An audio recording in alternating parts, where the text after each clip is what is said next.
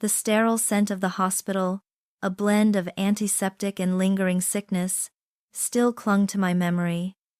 A stark contrast to the familiar comfort I'd craved. 3 weeks of enforced rest, stitches healing, bones mending. All I'd wanted was to be home, safe in the embrace of my quiet suburban sanctuary. But the moment the taxi pulled up, an unsettling quiet hung in the air, a stillness that felt less like peace and more like a held breath. My house, once a fortress of shared dreams, now felt like a stage meticulously set for a cruel, unfolding play. I pushed open the front door, the silence stretching taut, ready to snap. A faint, cloying scent, sweet and undeniably foreign, tickled my nose. Cheap perfume, it wasn't mine. And it certainly wasn't a scent I associated with Dallas. A shiver, not from the autumn chill, traced its way down my spine. Then, a whisper of a laugh, light and high-pitched, echoing from the direction of our bedroom. My breath caught, a cold knot tightening in my stomach. It wasn't a sound I recognized, and Dallas was supposed to be at work.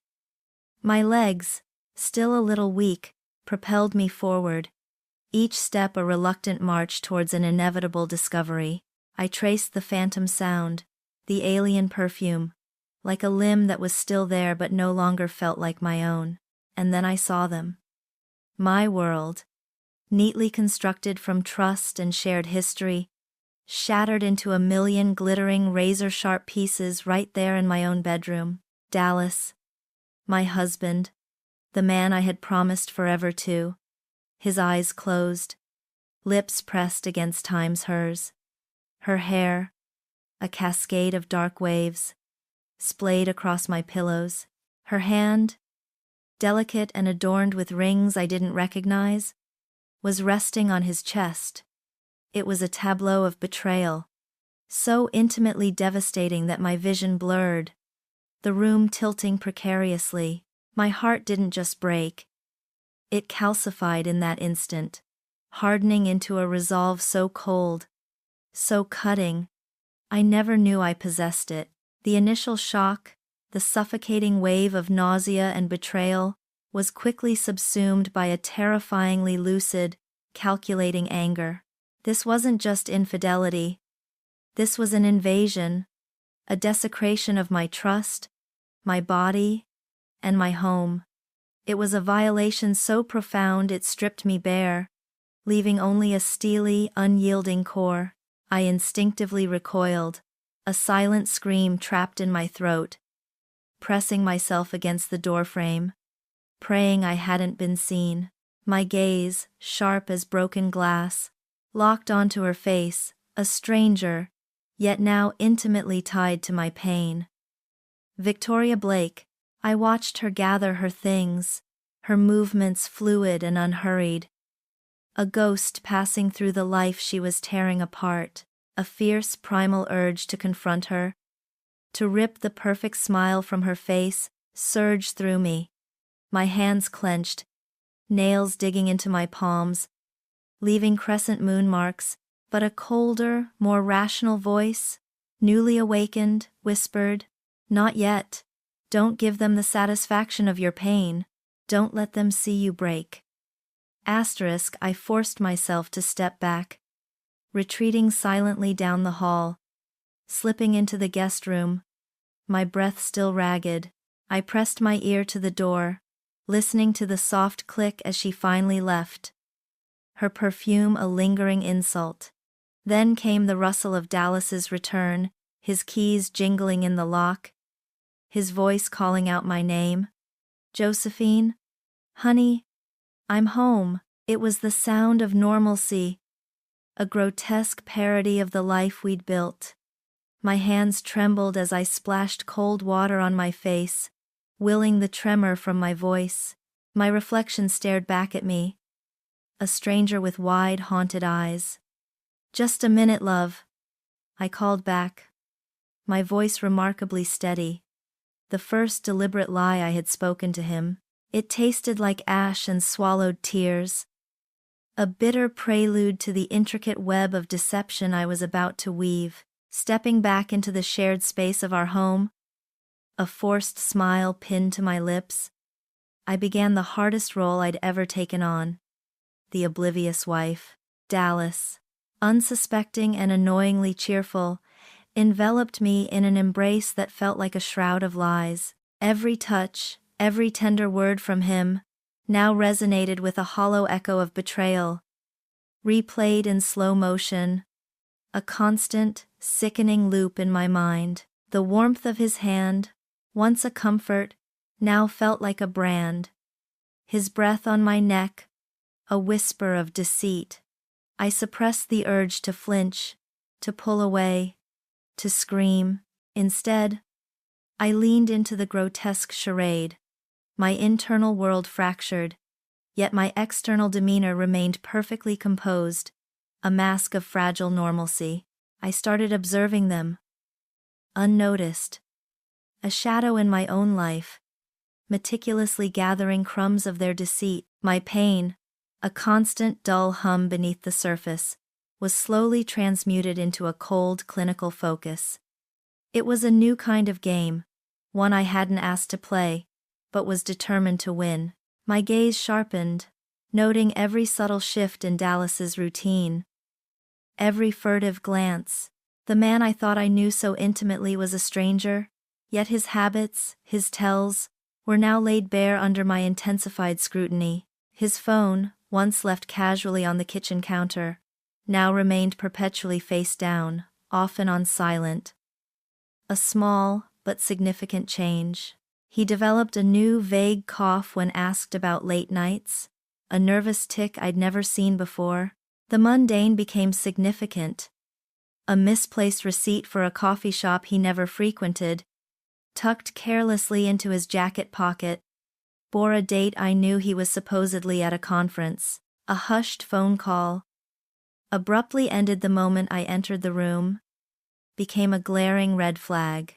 His late returns, once explained away with plausible work emergencies, now carried an undertone of casual indifference, sometimes accompanied by the faint, cloying scent of that cheap perfume clinging to his shirt like a second skin. It was an insult, a direct challenge to my intelligence. I noticed he'd started wearing a different cologne, something lighter, fresher, not the musky scent I'd gifted him for years. He even bought a few new, brightly colored ties.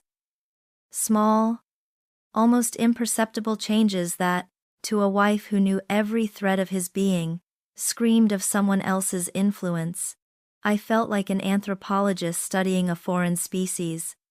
My own husband and his mistress, trying to decipher their cryptic signals, their mating rituals of betrayal. I didn't know the full scope of Victoria's involvement yet, but Dallas's newly cultivated impatience, his distracted air during our conversations, the way he'd sometimes check his phone with a subtle, almost imperceptible tremor in his hand, all pointed to her constant presence in his thoughts.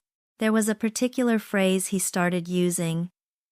"It is what it is," uttered with a dismissive shrug, that I would later realize was one of Victoria's favorites, a telltale sign of her subtle colonization of his mind.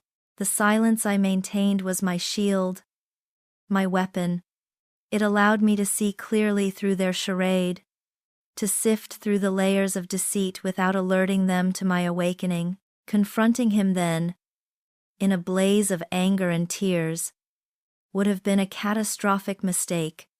Granting them the upper hand, the satisfaction of my brokenness. My composure, therefore, was not a sign of weakness, but of a terrifyingly cold strength. I channeled the suffocating betrayal into a focused, almost clinical resolve. Each lie I spoke, each moment I pretended ignorance, was a brick in the foundation of my meticulously planned retaliation. The pain, though a constant hum, was no longer paralyzing. It was fueling my silent, unwavering purpose. Yet, even with a clear purpose etched into my soul, the insidious tendrils of my suspicions gnawed at me relentlessly, turning our once happy home into a grotesque house of mirrors. Every corner seemed to reflect a distorted image of our life, every familiar object now a silent testament to a hidden deceit. The illusion of normalcy I meticulously upheld during the day crumbled into a psychological battle by night, a ceaseless war waged within the confines of my own mind. Dallas's evasiveness, once a subtle shift, now grew more pronounced, his explanations thinner, more transparent than ever before. One evening, after I'd subtly mentioned seeing a familiar car, a silver sedan, parked 2 blocks from our house around the time he usually left work. A car I knew belonged to one of Victoria's friends, having seen it in her upscale neighborhood. He'd dismissed it with a wave of his hand. "Oh, probably just a new client in the area, honey. Lots of people drive silver sedans." His tone was too casual, his eyes darting away, his shoulders stiffening imperceptibly. He even offered to drive a different route home for a few days, a gesture meant to reassure but which, to my sharpened senses, screamed of his guilt. His words, once comforting, now felt like flimsy veils, easily pierced by my unwavering gaze. I started questioning everything, every memory, every shared dream. Were they all lies, meticulously constructed to trap me in a fantasy while he built another life? The early days of our marriage, the promises whispered under starry skies, the plans for children and a future filled with laughter, had they all been hollow echoes of a devotion he never truly felt? The emotional toll was immense, a crushing weight that threatened to suffocate me at times. There were moments, late at night, staring at the ceiling, when the urge to simply pack a bag and disappear, to erase him from my life and start anew, was almost unbearable. To leave the house, the memories, the betrayal, behind, but the thought of allowing him and Victoria to simply walk away, to live out their stolen future with my money, my happiness, my trust, festered into a cold, hard knot in my gut. That wasn't just freedom, it was surrender. It was letting them win.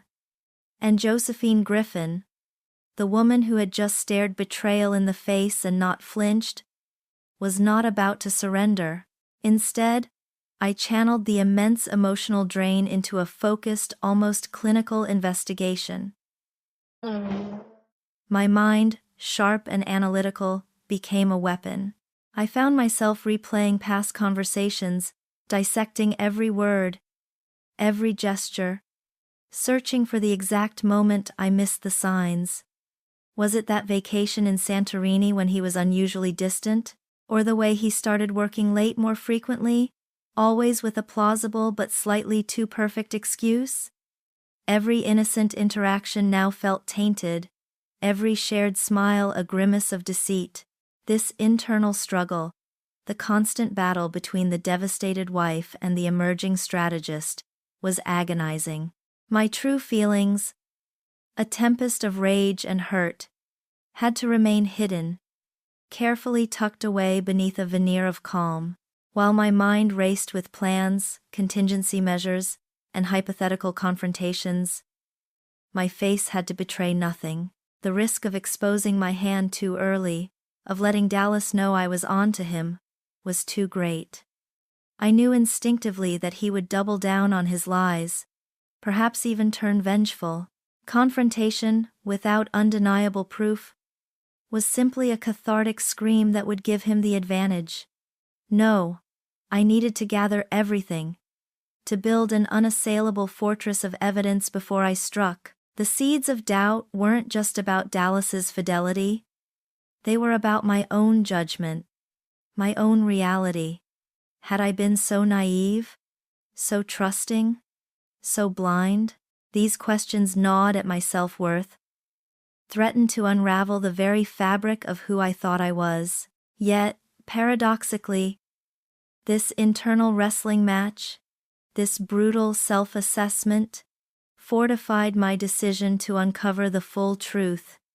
No matter how ugly, this wasn't just about revenge anymore. It was about reclaiming my narrative, about affirming my own intelligence and agency. I would not be the victim left weeping in the wreckage. I would be the architect of their downfall, meticulously charting every step, ensuring justice was not merely served, but exquisitely tailored. The resolve that had hardened within me was not merely a passive acceptance of my new reality. It was a potent, driving force, demanding action. To meticulously chart a downfall, one needed a map. And my map began with Dallas's computer, a flickering digital window into his carefully guarded secret life. Late that night, long after his breathing had settled into the deep rhythm of sleep beside me, I slipped out of bed. The house was utterly silent, save for the frantic pounding of my own heart against my ribs. Each creak of the floorboards, each shadow cast by the moonlight, seemed to amplify the illicit nature of my task. I navigated the darkened hallway to his study, my fingers brushing over the cool metal of his laptop, my hands, though trembling slightly with a mixture of fear and adrenaline, were steady as I entered his password. A code I knew intimately, yet now felt like a key to a stranger's vault. I meticulously searched, diving into the labyrinth of his browsing history, his archived emails, his financial files.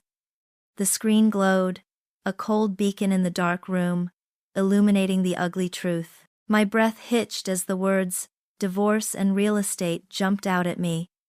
Not in casual conversation, but in legal consultations, property valuations for our home, and inquiries about marital assets. There were searches for offshore accounts for wealth transfer, Costa Rica flights and residency requirements, and unsettlingly specific queries like prenuptial agreement validity after 10 years of marriage. This wasn't just a clandestine fling, a moment of weakness he might regret. This was a calculated plan to dismantle our life, my future, and abscond with stolen funds. The sheer audacity, the cold-blooded premeditation of it all, was a punch to the gut. He wasn't just betraying my heart. He was actively orchestrating my financial ruin, planning to leave me with nothing while he built a lavish new life with her. The discovery didn't just fuel my anger, it ignited it into a roaring inferno, hardening my resolve from simple revenge to strategic, unyielding retaliation. It was no longer enough to just expose him, I had to ensure he lost everything, just as he intended for me. Every incriminating document, every email exchange with a lawyer regarding separation, every search query for luxury properties Costa Rica or best schools San Jose, I documented methodically. I created a hidden ledger, a clandestine folder within my own cloud storage, filled with screenshots, copied text, and meticulous notes, a digital testament to his betrayal. A damning dossier. I even found a purchase order for a custom-made diamond pendant from a high-end jewelry store. A gift I knew was not for me, bearing a date only days before our anniversary. A mundane detail, but one that further solidified the depth of his calculated deceit. As I delved deeper, the metallic taste of fear mixed with a surge of adrenaline. A potent cocktail that sharpened my senses. I meticulously cleared his browsing history, deleted my login traces, and ensured no digital footprint was left behind, masking my intrusion. I even opened a few innocuous work-related tabs before carefully closing the laptop, creating a false trail of his last activity. This clue, this chilling insight into the depths of his deception, was the first brick in the foundation of my meticulously planned downfall for him. It was a dark, exhilarating start to the war I was about to wage. The grim satisfaction of that night, while potent, was fleeting. Digital trails offered cold, hard facts about Dallas's treachery. But Victoria Blake remained largely a shadow, A name attached to a stolen kiss and a diamond pendant, a phantom of deceit whose true nature I still couldn't grasp. I needed to know more about times her, the woman orchestrating this second life with my husband, and my thoughts quickly turned to the person most likely to have innocuous, yet invaluable, insights into Dallas's professional orbit. Melissa, his longtime secretary. Melissa had always been cheerful, efficient, and fiercely loyal to Dallas, in a purely professional sense. I knew she'd never betray him knowingly. This made her the perfect, unwitting informant. A carefully worded text message, ostensibly a check-in after my accident and a friendly catch-up, led to a polite coffee invitation. She was delighted to hear I was recovering, genuinely so, which only made the charade feel heavier. We met at a quiet cafe, far from Dallas's office. The clinking of porcelain and the murmur of conversation providing a soothing backdrop to my carefully orchestrated interrogation. I started innocuously, asking about the office, about how things had been without Dallas there during my recovery, about the general state of the market. Then, with a casual sip of my latte, I leaned in slightly. Dallas seems to have a lot on his plate lately, I began, my voice light. He mentioned a new client. Quite a demanding one, I gather. Victoria Blake? I think he said. I watched her face carefully, a flicker of recognition, a slight tightening around her eyes. Confirmed I had hit a nerve.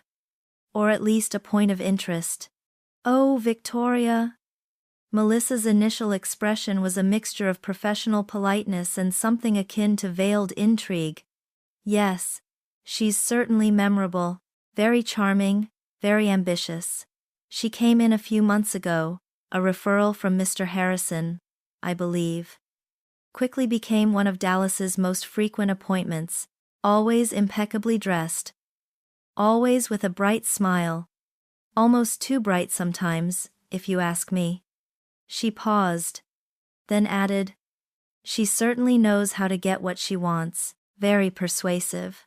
Melissa, though completely unaware of my true motives, painted a detailed picture of Victoria, a woman of exquisite taste who preferred high-end coffee to the office brew, always bringing Dallas expensive pastries, which he'd sometimes leave on his desk for Melissa to discreetly dispose of. She'd often pop in unannounced, saying she was just passing by. Even if Dallas was already with another client, Melissa recounted. A hint of professional exasperation in her tone. Always found a way to make her presence known. Sometimes, I felt like she practically lived in his office. And she certainly knew how to work a room. She was quite familiar with some of our other high-net-worth clients too, actually. Always seemed to be on the phone with someone important.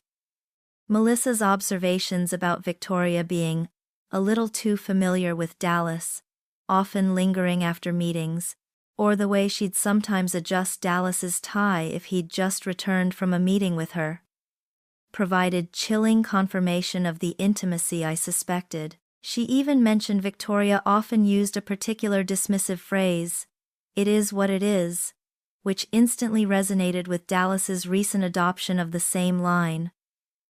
A subtle colonization of his language. I listened intently, piecing together the fragments, connecting the dots in my mind. Her casual remarks, delivered with an innocent lack of suspicion, were gold, providing the first concrete lead beyond Dallas's cold digital breadcrumbs. This wasn't just a random affair. This woman was embedded in Dallas's professional life, subtly manipulating him under the guise of a client. Melissa's comments about Victoria's persuasiveness and familiarity with other wealthy clients sparked a chilling realization. Victoria's reach might extend far beyond Dallas. It was a delicate dance, extracting information without revealing my hand, a skill I was rapidly developing. I feigned mild concern about Dallas's workload, expressing admiration for Melissa's patience, careful to keep my tone neutral, almost commiserating. Melissa had no reason to report my inquiries. They sounded like a concerned wife's curiosity, perhaps a little naive, but certainly not threatening. The initial relief of having her name confirmed in this new, professional context was quickly replaced by an insatiable, burning need to know times everything times about her. Who was Victoria Blake really? What was her game beyond Dallas? Melissa's innocent chatter unknowingly gave me the key to unlock the next crucial stage of my plan, turning my focus from the traitor in my bed to the predator who had ensnared him. The key Melissa provided wasn't just a name. It was a lens through which I began to see Victoria Blake, not merely as Dallas's mistress, but as a far more complex and dangerous entity. My focus, previously split between the twin betrayals, now narrowed, sharpened and fixed entirely on her, the true architect of my pain. The puppeteer pulling Dallas's strings. The game had evolved. And so had my role within it. I was no longer just the deceived wife. I was becoming a hunter. I decided to become a ghost in her wake. My quiet suburban minivan, usually blending into the school pickup line, became an instrument of surveillance. I changed my hair, often wearing a different wig, donned oversized sunglasses and wide-brimmed hats, and developed a repertoire of just waiting for a friend or on a business call postures in various upscale parking lots and cafe patios. I parked several blocks away, walked for stretches, sometimes even used public transport for a few stops to throw off any potential tail. Victoria, for all her cunning, seemed utterly oblivious, lost in her own bubble of self-importance. Perhaps her past successes had bred an arrogance that blinded her to genuine threats. She simply didn't expect anyone to be as meticulous as she was. She carried herself with an air of entitled grace, gliding through the city's most exclusive districts as if she owned them. I started following her, learning her rhythm. Her days were a meticulously choreographed dance of luxury and networking. She wasn't just Dallas's mistress. She was a woman whose every choice screamed of expensive tastes. I watched her emerge from high-end boutiques, often with new, pristine shopping bags from names like Chanel, Hermes and Louis Vuitton, suggesting a wardrobe that was constantly refreshed, never reworn. Her preferred cafes weren't the cozy local spots, but sleek, minimalist establishments where espressos cost more than a full meal elsewhere, and the clientele spoke in hushed, confident tones about stocks and real estate. She drove a pristine, dark gray Mercedes S-Class, a vehicle far beyond what a mere client of Dallas's could plausibly afford, especially one who needed him to embezzle funds.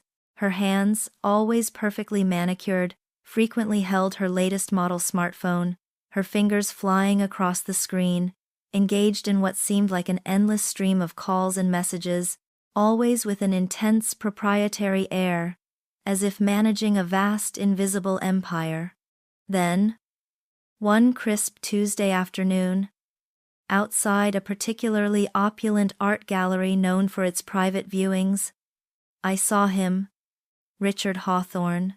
He was older, perhaps in his late 60s, impeccably dressed in a bespoke suit, with the tired but distinguished air of old money that had seen generations.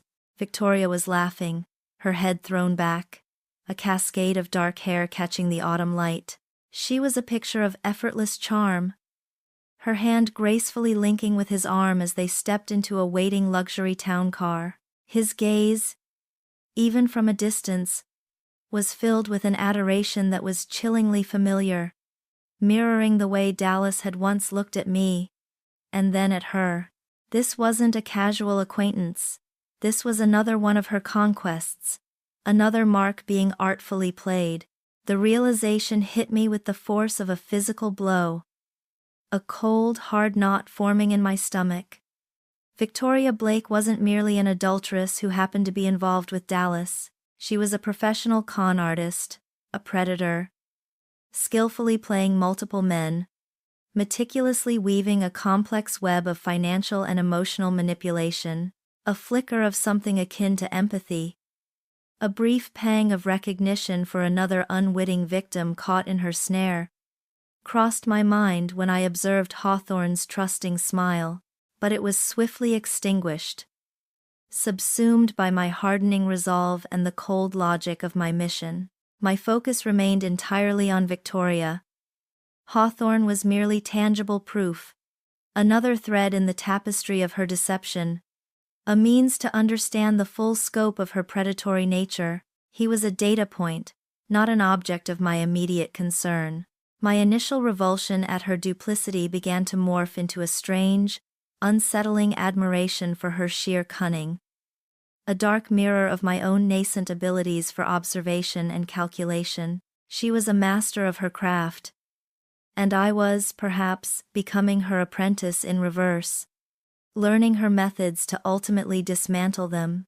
I meticulously documented her routine, her connections, the intricate, multi-layered web she wove around her victims, every cafe she visited, every boutique she patronized, every wealthy man she charmed. It all went into a mental file, growing denser by the day. This discovery wasn't just a revelation. It was a transformation. My quest ceased to be about simple revenge for Dallas's betrayal. It escalated into a mission for justice, a deep-seated need to expose and bring down a predator who preyed on the vulnerabilities of others. The personal became universal.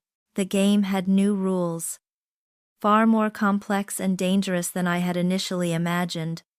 But the stakes were higher, and my purpose clearer. I was ready to play.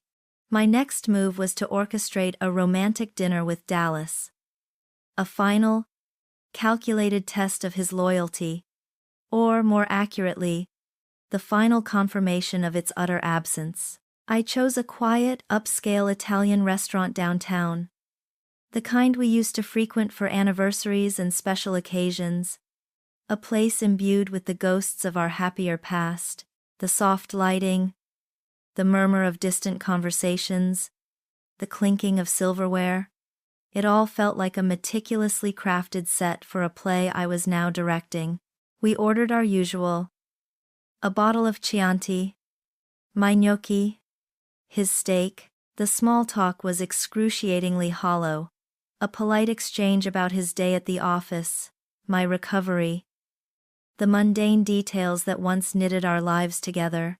His eyes, though fixed on me, seemed vacant, reflecting nothing but a faint image of the flickering candlelight. It was the gaze of a man already gone, present only in body. After the appetizers, when the wine had loosened the tension, I decided to press. I leaned forward, a soft, hopeful smile pasted on my lips, my voice carefully modulated to sound wistful, not accusatory. "You know, Dallas," I began, tracing the rim of my wineglass, "being home these past few weeks, recovering, it's made me think a lot about our future. We talked about having children, remember? A little boy? Or maybe a girl with your eyes? And that bigger house we always dreamed of, with a garden for them to play in? Do you still see that for us?" I watched him, every fiber of my being taut, waiting for his reaction. His fork clattered against his plate, the small sound echoing loudly in the forced quiet between us. His eyes, which had been drifting towards the door, snapped back to mine, a flicker of panic, then annoyance, clouding them. He offered a tight, almost strained smile. "Children, Josephine, and a bigger house? Honey, we've got a great life right now, and with the market being so volatile, expanding right now, it's just not practical. We need to be realistic. Things change, you know. Our priorities evolve." His answers were vague, dismissive, filled with platitudes about practicality and changing priorities, confirming his utter indifference to the dreams we had once shared, the life we had meticulously planned. He avoided my gaze, picking at his steak, a sudden, inexplicable interest in the marbling of the meat. He never once mentioned times our time's dreams, only what was practical or realistic, words that felt like thinly veiled excuses for his disinterest. He even offered a hurried, "I'm just so swamped at work right now. Can we talk about this another time?" A desperate attempt to deflect the conversation. Another piece of evidence for my internal ledger. The man sitting across from me was a stranger, stripped bare of the illusions I had held onto for so long. The Dallas I had married, the one who dreamt of a family and a future with me, was gone, replaced by a hollow shell, animated by lies and a desire for escape. My questions were pointed, designed not to elicit genuine answers, but to expose his true feelings, or lack thereof, about our marriage, his future with me. It was painful, witnessing the complete dissolution of our bond, not through a fiery argument, but through this cold, clinical indifference. Yet, it was also incredibly clarifying, the last shred of doubt, the last glimmer of hope that he might still be redeemable, extinguished itself with his every evasive word, his every dismissive gesture. This cold dinner was the final nail in the coffin of our marriage, solidifying my resolve to proceed without hesitation, without a backward glance. There was no going back, no chance for reconciliation. I left the table that night, not as a heartbroken wife consumed by grief, but as a woman armed with certainty, the architect of a new, inevitable future. My next steps, previously murky with the pain of indecision, were now crystal clear. My research into Victoria Blake became an obsession, fueled by that cold clarity, a singular focus that consumed my every waking moment. The certainty forged in the crucible of that romantic dinner transformed into an unyielding determination to unearth every secret she held. I spent countless hours hunched over my laptop, long after Dallas had fallen asleep, plunging into the deep, often murky waters of public records and digital archives. I became adept at navigating obscure online databases, cross-referencing names in old news articles, sifting through court documents for civil fraud cases, and even lurking on forums where victims of financial scams shared their harrowing experiences. And then, the truth began to emerge, chillingly clear. Victoria Blake was merely one of her carefully constructed personas.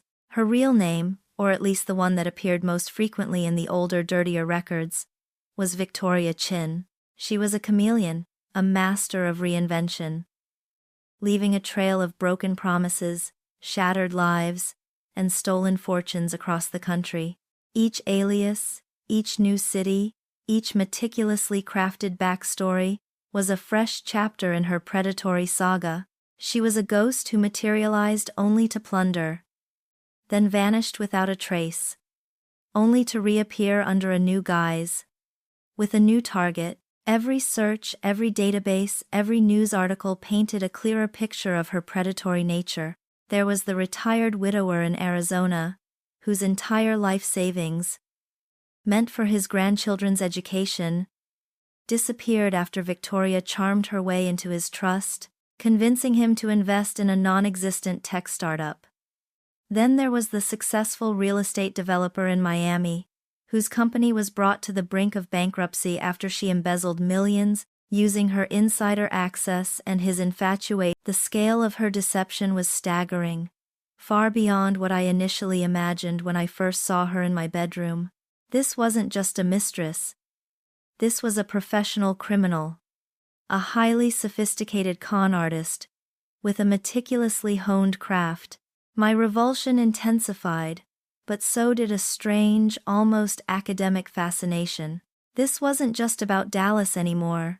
Victoria was a clear and present danger to countless others, and in that realization, I felt a new, profound sense of purpose. My personal betrayal now resonated with the broader, colder demand for justice. I began to compile a meticulous dossier on her. It wasn't just a folder. It was a digital fortress of evidence. Screenshots of legal filings, scanned copies of news articles from obscure local papers, detailed timelines of her known scams, lists of her aliases, and even social media profiles she had used and abandoned over the years. I created detailed profiles of her known victims, noting their vulnerabilities and how Victoria had exploited them. While I resisted the urge to reach out to any of them at this early stage, knowing my full picture wasn't complete and premature contact could compromise my mission, their stories were a chilling warning, a testament to her ruthlessness. Every fragment, every piece of data, was carefully categorized, tagged, and cross-referenced, building an unassailable case against her. The web of deceit she wove was vast, intricate, and decades in the making. But I was determined to unravel every single thread, to expose every lie, and to bring down the entire structure she had so carefully erected. This was no longer just about taking back what was mine. It was about ensuring she could never victimize anyone again. Despite the intricate web I was meticulously unraveling, the sheer scale of Victoria's deception and Dallas's cold-blooded complicity threatened to suffocate me in my solitary quest. The weight of the dossier, growing thicker by the day, pressed down. A silent, unbearable burden. I knew I couldn't carry it alone. Not without risking my own sanity. There was only one person in my life whose judgment I trusted implicitly, whose loyalty was an unshakable bedrock. My sister, Cynthia. I called her on a Tuesday evening, my voice trembling slightly as I asked if she could come over. The moment she walked through the door, taking one look at my strained face, her usual cheerful demeanor vanished. She sat on the sofa, listening in silence, her expression shifting from concern to utter bewilderment, then a slow dawning horror. As I laid bare the story, the infidelity, the embezzlement, Victoria's monstrous history as a con artist, the plans for Costa Rica, her jaw dropped, her eyes wide with disbelief. When I finished, the silence was deafening, save for my ragged breathing. Then, a slow, deep flush crept up her neck, staining her cheeks with a fury I hadn't seen since a schoolyard bully had once stolen my lunch money decades ago. "That time's bastard," she hissed, her voice low and dangerous.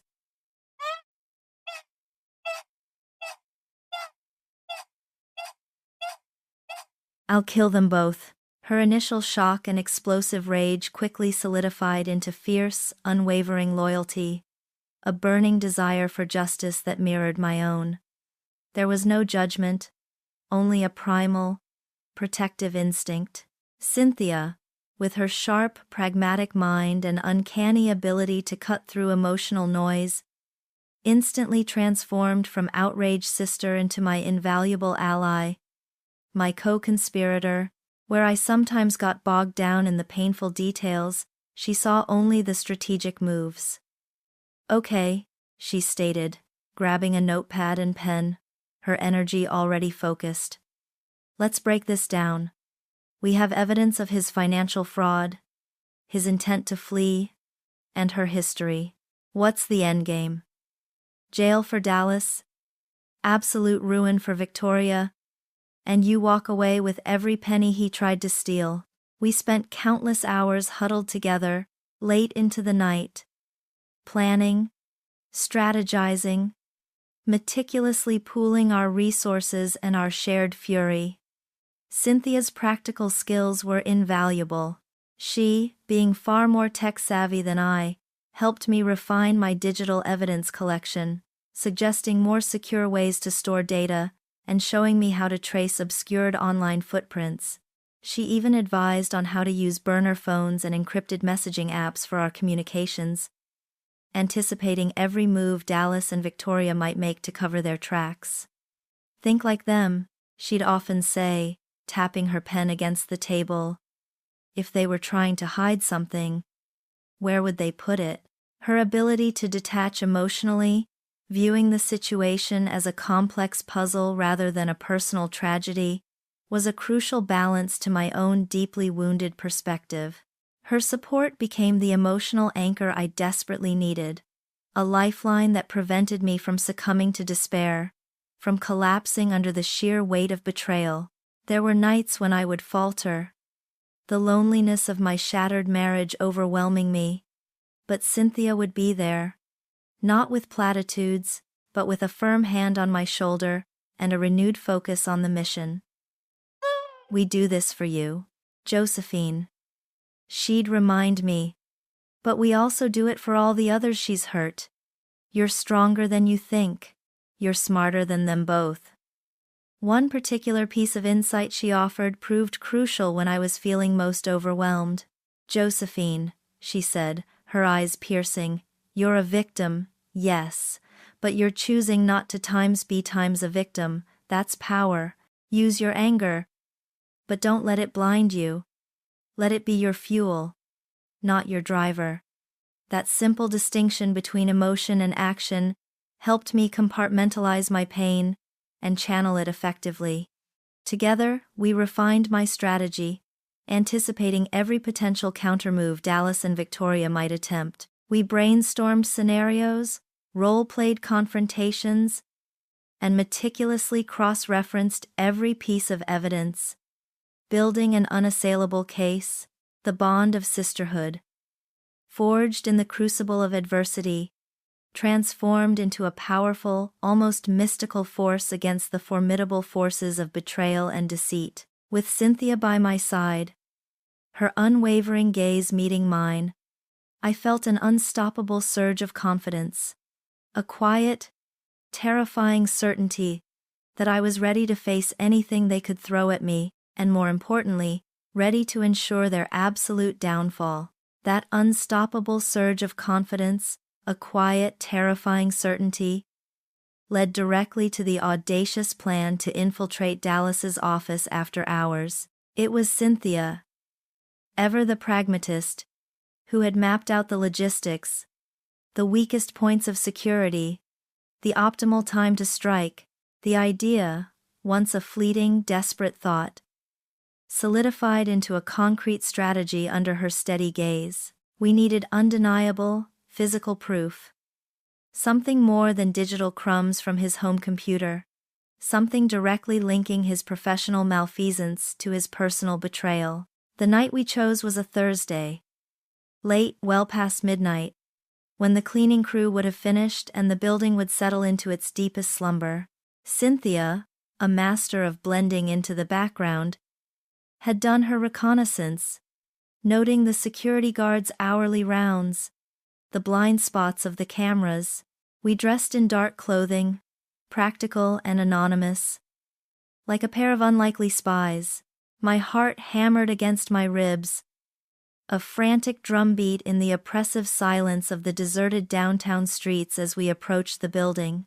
The air was cold, crisp, carrying the distant hum of the city, a stark contrast to the stifling heat of my internal world. Navigating the darkened corridors of the corporate building, each of our footsteps felt unnaturally loud, amplified by the adrenaline pumping through my veins. The faint glow of emergency exit signs cast long, eerie shadows that danced ahead of us.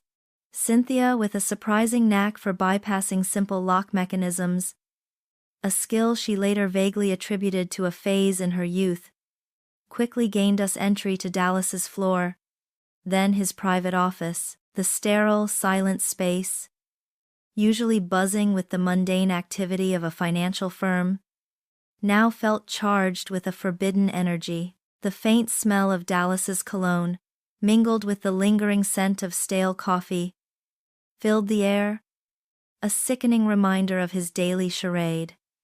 I moved directly to his desktop computer, my hands steady despite the tremor deep within my gut. Cynthia stood guard, her eyes scanning the hallway, a walkie-talkie connecting her to her car, where she had set up a basic monitor for the external cameras.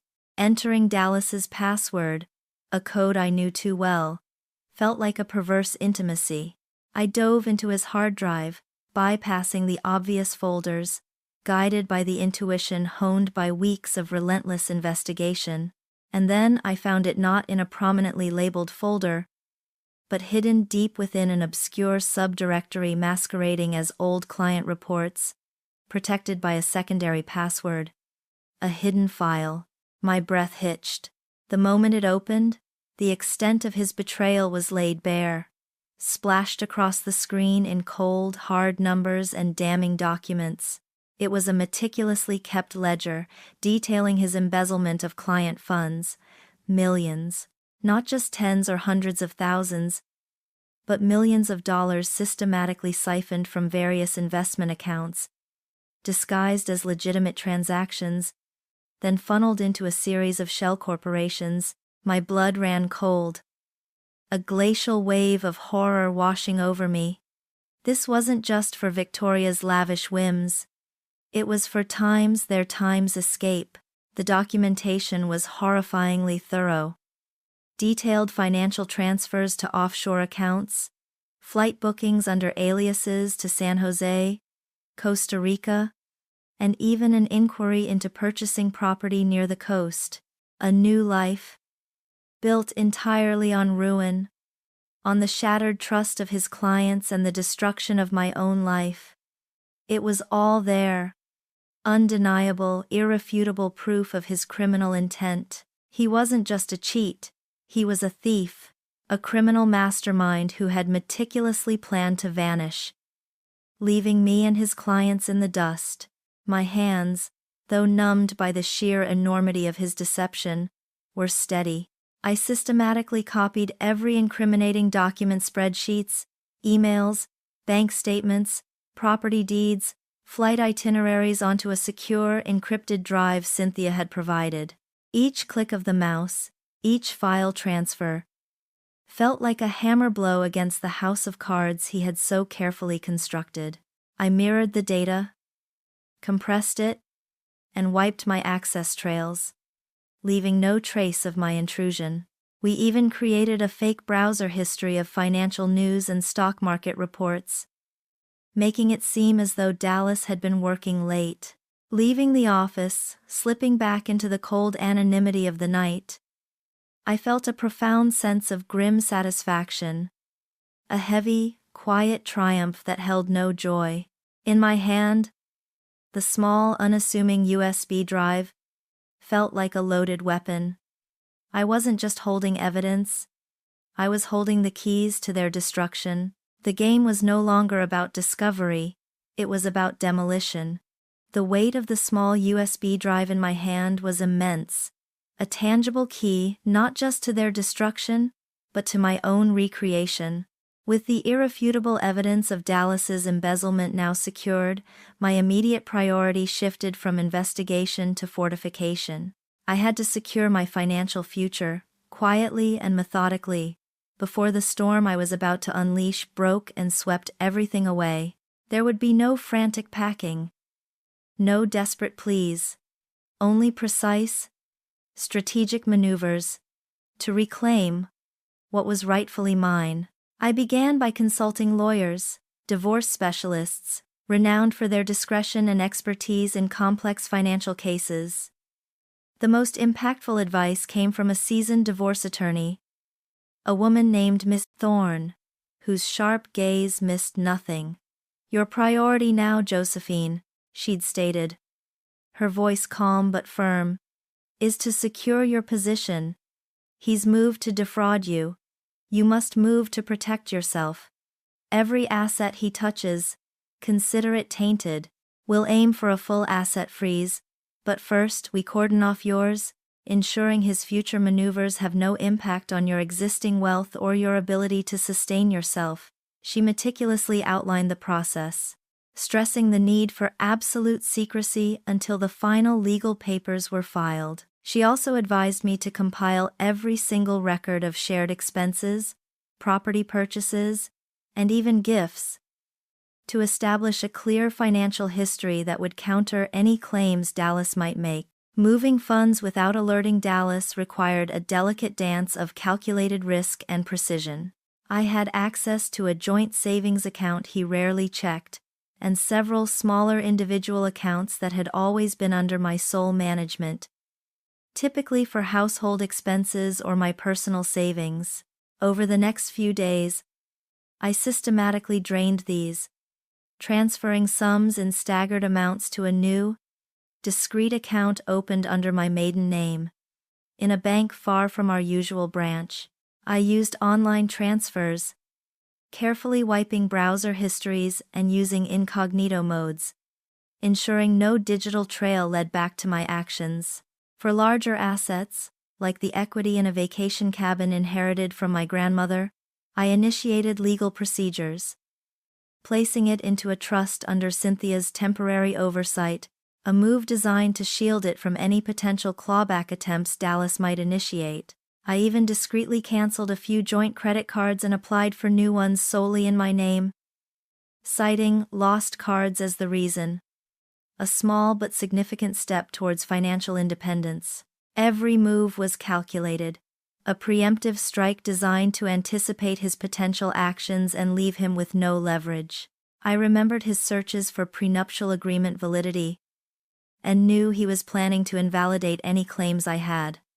My lawyers were already drafting counter documents, preparing to argue his financial misconduct voided any pre-existing agreements. This was about self-preservation, about reclaiming what was rightfully mine before the storm broke, before he could attempt to cut me off, leaving me financially vulnerable.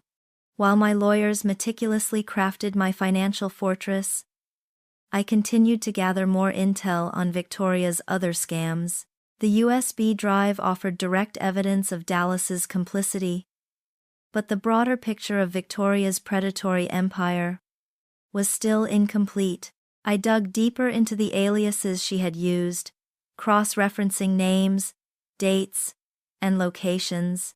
My dossier on her grew thicker, filled with new victims, new schemes, and a chilling pattern of escalating fraud. Each new discovery, each broken life she had left in her wake, solidified my conviction that bringing her down was not just personal revenge, but a necessary act of justice. The sheer scale of her operations, her brazenness, only fueled my determination. The silence and secrecy during this period were agonizing. Living under the same roof as Dallas, pretending to be the trusting, oblivious wife, while meticulously dismantling his future and securing my own, was an immense psychological burden. Every good morning, every shared meal, every casual touch felt like a performance, a betrayal of my own spirit. But it was necessary. Any premature move, any flicker of suspicion on his part, could jeopardize the entire plan, giving him time to react, to hide more assets, to disappear. I had to maintain the illusion of normalcy, no matter the internal cost. I was building my new life even as I dismantled his, brick by painful brick. The foundation was being laid in quiet consultations, digital transfers, and sleepless nights spent poring over documents. There were moments, brief and chilling, when I paused, recognizing the ruthless efficiency with which I was operating. The Josephine who had once believed in the sanctity of marriage and shared futures would have recoiled at such calculated maneuvering. Yet, the new Josephine, forged in the fires of betrayal, simply saw it as necessary. This was not about greed or deceit for its own sake.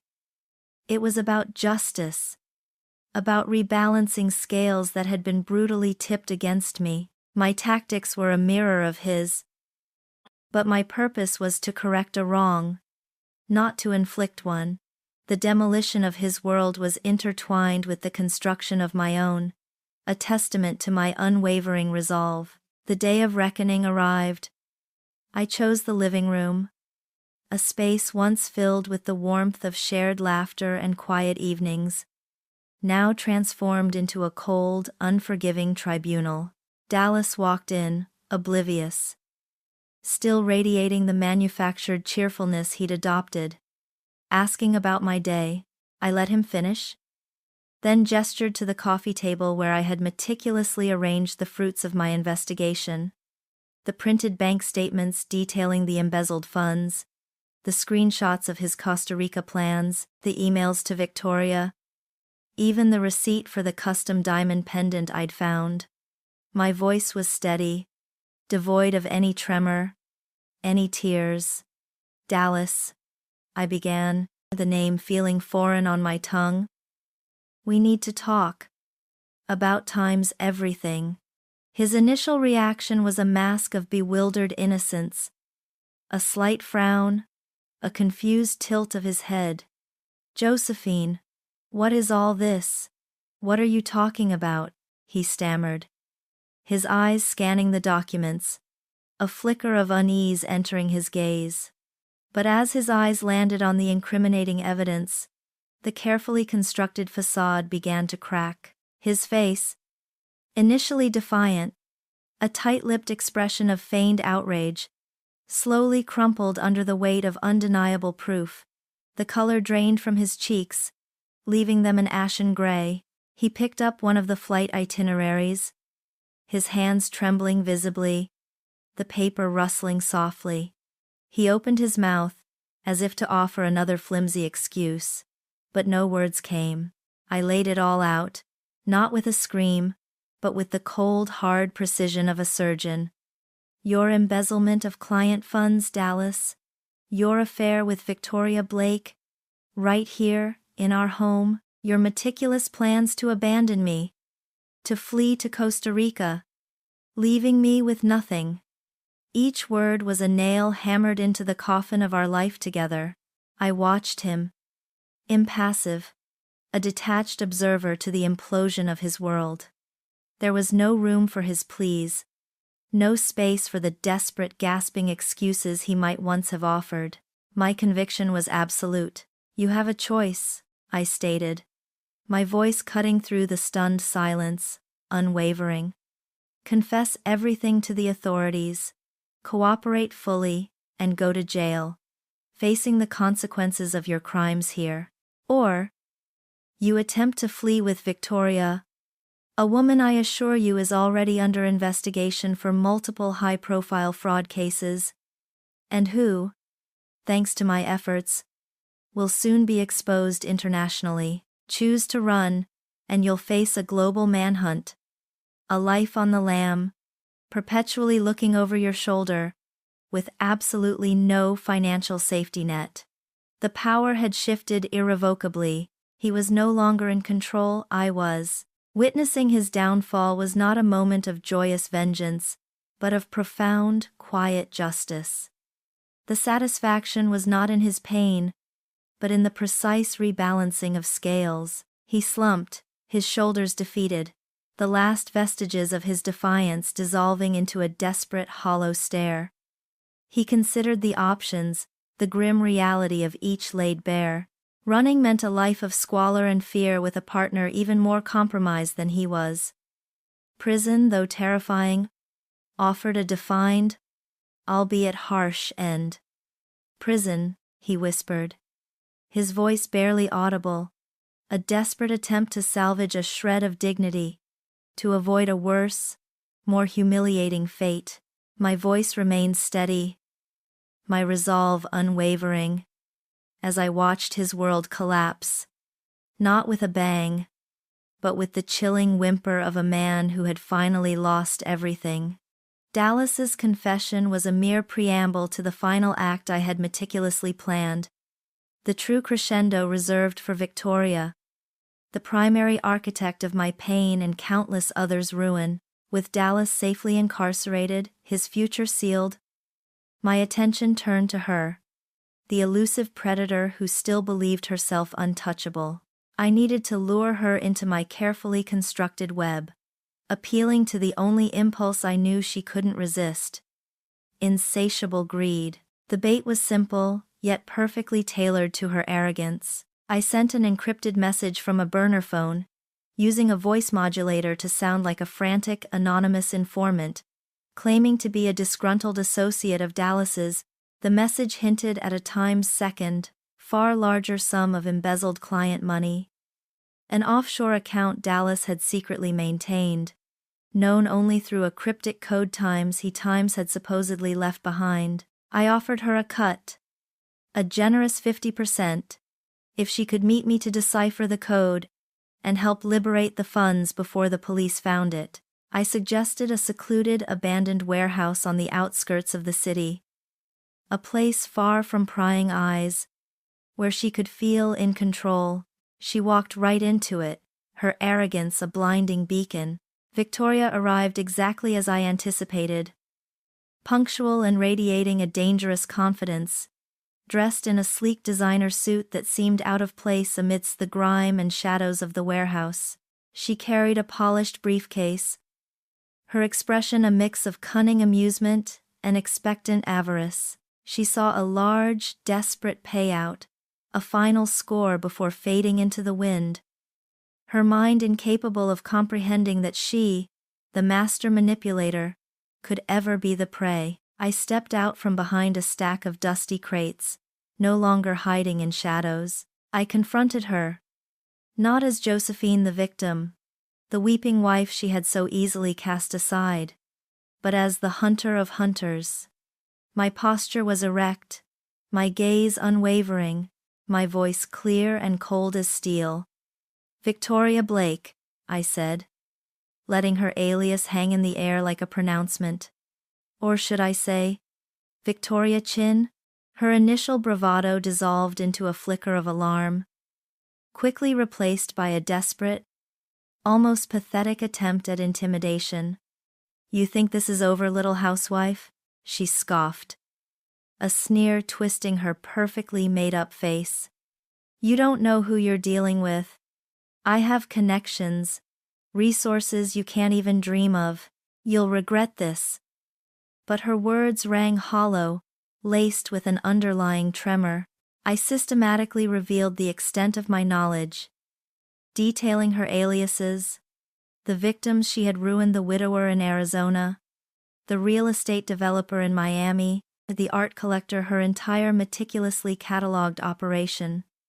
As I listed names and dates, her eyes darted frantically around the cavernous space, seeking an escape route, her composure utterly shattered, in a desperate, panicked attempt to prove her worth, to perhaps still cut a deal. She blurted out, "There's more." Dallas kept a separate ledger, hidden behind the loose brick in his old study fireplace, for the really big scores. "Funds no one knows about, I swear." She inadvertently revealed more hidden funds, sealing her own fate with her own words. A subtle, almost imperceptible nod from me towards a discreetly placed camera in the rafters was the signal. Seconds later, a team of plainclothes officers, led by Detective Rodriguez, burst into the warehouse.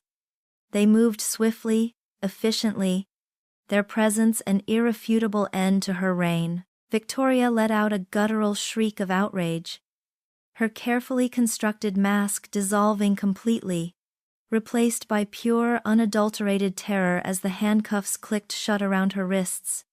"You tricked me, you times bitch!"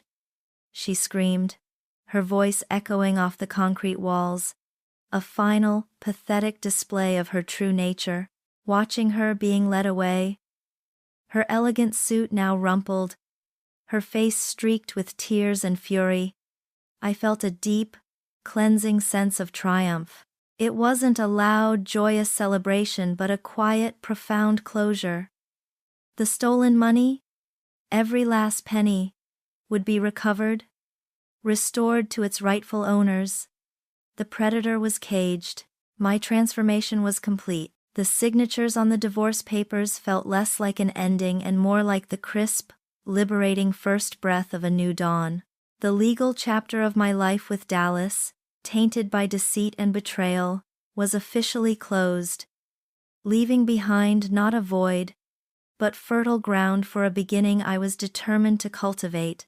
There was no grand celebration, no wild release, just a profound, quiet sense of peace that settled deep within my bones.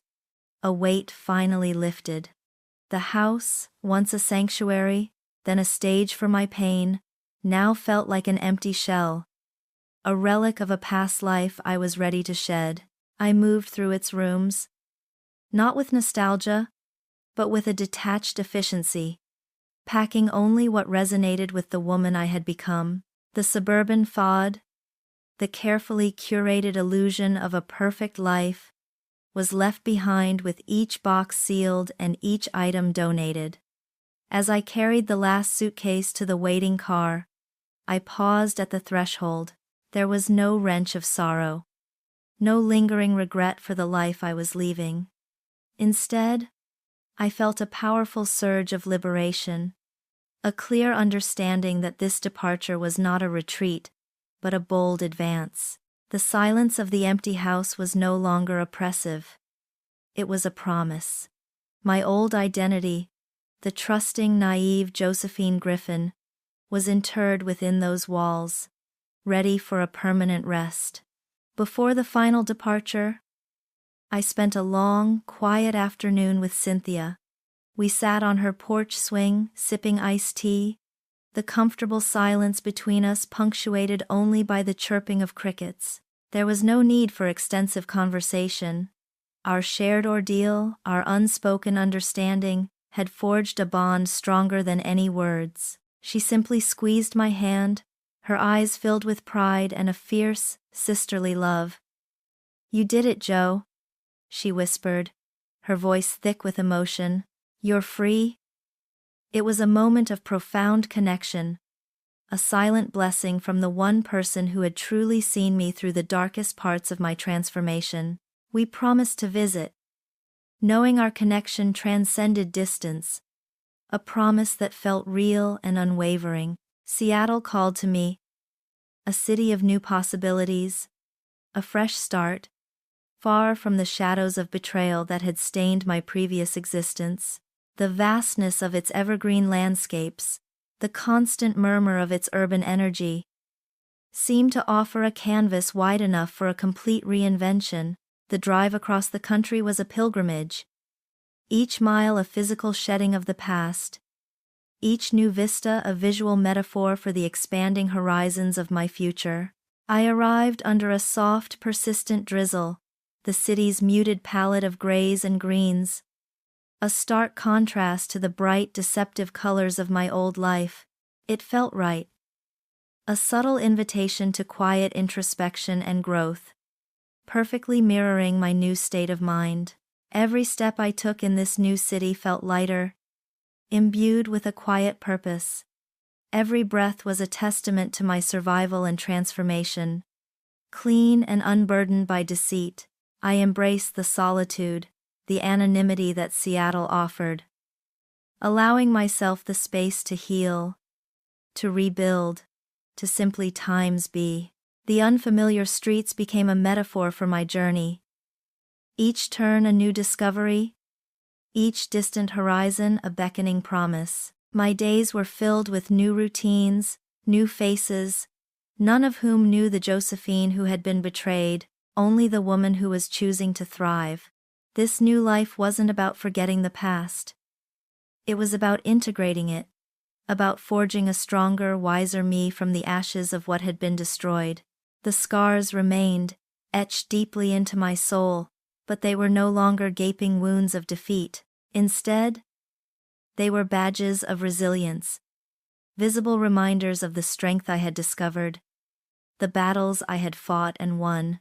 They were a testament to the fact that I had not only survived, but had emerged, whole and utterly transformed.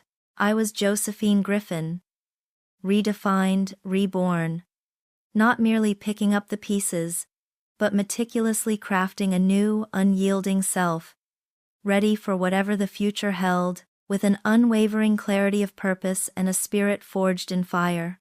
My spirit, forged in fire, was ready for whatever the future held, and it wasn't long before that future made its first, unexpected call.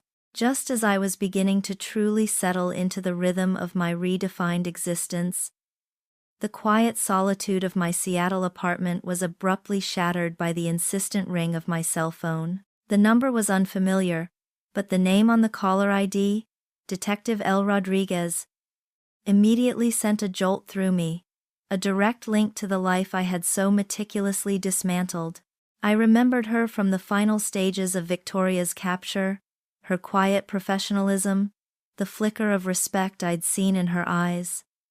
There was no hesitation. I answered on the second ring. Her voice was calm, professional, yet carried an undertone of urgency. Josephine Griffin? This is Detective Lisa Rodriguez. I was given your contact by Detective Kim in the Griffin Blake case. We have a situation here in Seattle. And your name came up as an expert. My heart rate quickened. A familiar pulse of adrenaline. But this time, it was devoid of fear. She proceeded to outline the details. Another intricate financial fraud, millions siphoned from unsuspecting investors, a network of shell companies, and a cunning con artist operating under multiple aliases. But then came the detail that truly broke the quiet of my new life. The primary suspect had repeatedly used a familiar alias in her communications and digital footprints, Victoria Blake. A profound chill ran down my spine, an echo from my recent painful past. But this time, it was not fear that gripped me, nor the suffocating weight of betrayal. Instead, an exhilarating current surged through my veins, a potent mix of recognition and a readiness I hadn't realized I possessed. It was a challenge, a summons to the woman I had become. Rodriguez explained that while they had the framework of the fraud, the perpetrator was exceptionally elusive. Your insight into the mind of such a predator, your intimate knowledge of Victoria Chin's modus operandi, it could be invaluable. We need someone who understands how these people think. She needed my expertise, my unique, hard-won understanding. In that moment, staring out at the gray Seattle sky, I understood my purpose. Laid bare and undeniable, I wasn't just a survivor. I was now a hunter of hunters, equipped to fight fire with fire, deceit with calculated strategy. My past pain, the very agony that had almost consumed me, was no longer a wound but my greatest strength, my knowledge a finely honed, powerful weapon. The cycle of justice, it seemed, continued. And I, Josephine Griffin, redefined and resolute, was ready to answer the call. My transformation was complete, my purpose clear. To dismantle the insidious webs of deceit, one cunning con artist at a time.